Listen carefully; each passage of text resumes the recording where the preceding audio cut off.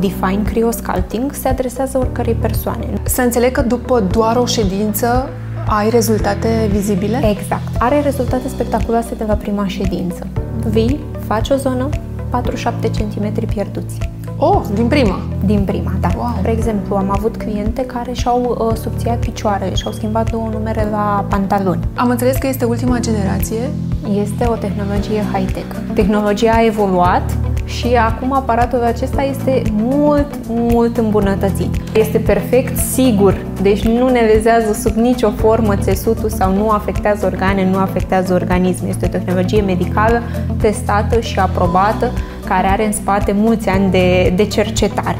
Rezultate și mai bune, dar și mai rapide. Acum putem lucra în timp record, în 4 ore ne putem sculpta silueta complet. Pentru cine este indicat un astfel de tratament? Pentru orice persoană, femeie sau bărbat, care își dorește să slăbească localizat. Tratamentul ăsta e cunoscut și toată lumea îl poreclește ca fiind slăbirea prin înghețarea grăsimii. Reacții adverse nu sunt, pentru că atunci când facem consultația cu fiecare pacient, terapeutul, specialistul, ține cont de istoricul medical al fiecărei persoane. Nu necesită perioadă de recuperare, nu ai nimic agresiv asupra organismului.